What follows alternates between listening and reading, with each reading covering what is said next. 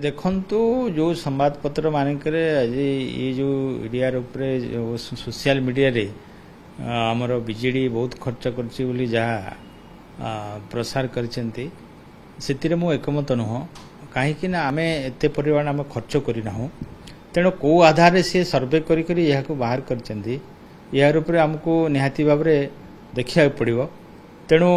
आम जहाँ से माने कहिसंती एतिरे मु एकमत नुह। बीजेपी सीएसआर फंड अधिक पाई देखंतु सीएसआर फंड तांकर जेहेतु आपण जानिचंती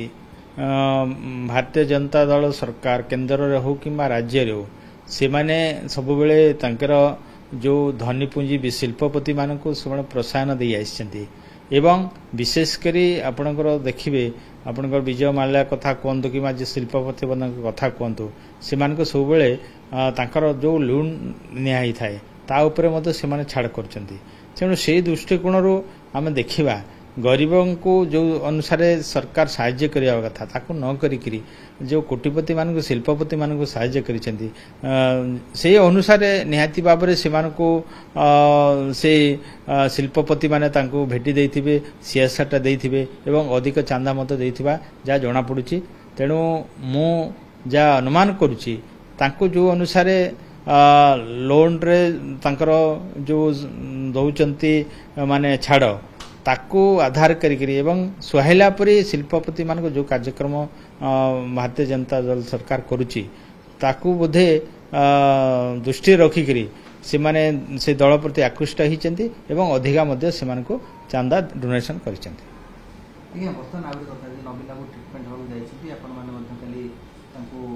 आशु आरोग्य कामना करिसेंती कोन देखुछिन केंती बात रहबा देखंतु नवीन पटनायक सारा ओडिशार 4.5 कोटी जनता जनमानस से गोटे ओडिशार नेतृत्व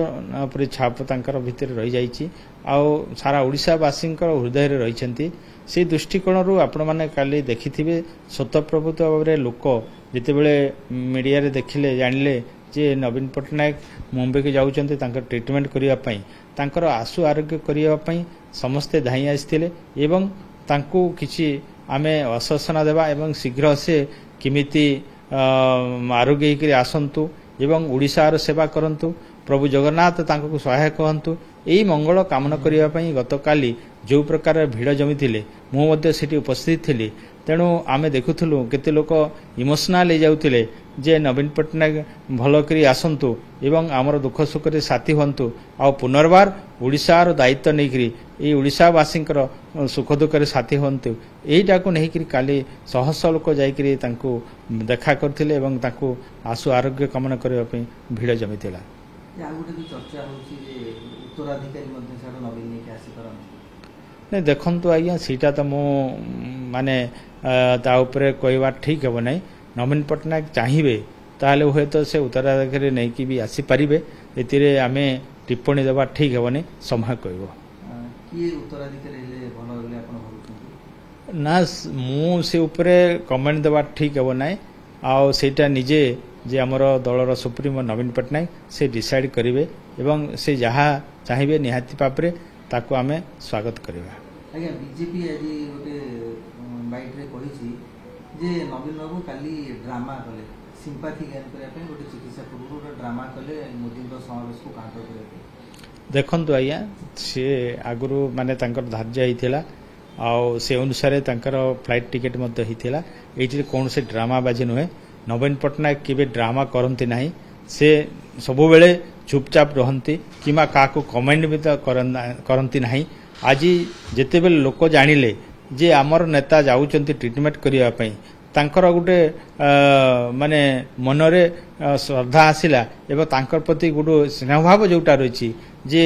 तांको केमिति आमे गोटे बधाई देबा एवं भगवान पाखर प्रार्थना करबा एवं शीघ्र केमिति आरोग्य हेबे से आशा नेके सेमा छुटी आसिले एठी आपण मान देखिबे कौन सी नेता कौन सी लोक को गाड़ी घोड़ा देकी आनी नांती एइटे आपण माने जदि भीतर भी पसिबे से माने भुवनेश्वरवासी एवं पाखा आखा लोक सत प्रभुतार आसिकरी से माने जाइचंती एणु आमे मध्य खबर पाइलु जेतेबेले से जाउचंती ସେଇଟାକୁ ଦେଖିକି ଆମେ ଯାଇଥିଲୁ। ଏଥିରେ କୌଣସି ଡ୍ରାମାବାଜିର କଥା ଯେଉଁମାନେ କହୁଛନ୍ତି ଏଇଟା ଗୋଟେ ହାସ୍ୟାସ୍ପଦ କଥା। ଯେଉଁମାନେ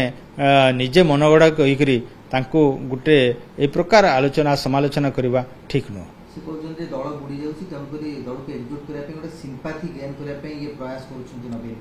ଦେଖନ୍ତୁ ଆଜ୍ଞା, ଦଳ ଆମର 24 ବର୍ଷ ଶାସନ ରହିଲେ, ଏଇନା ଆମେ ଶାସନରୁ ଯାଇଛୁ। ଦଳ ନିହାତି ଭାବରେ ମଜବୁତ ଅଛି, ଆଗାମୀ ଦିନରେ ବି ରହିବ।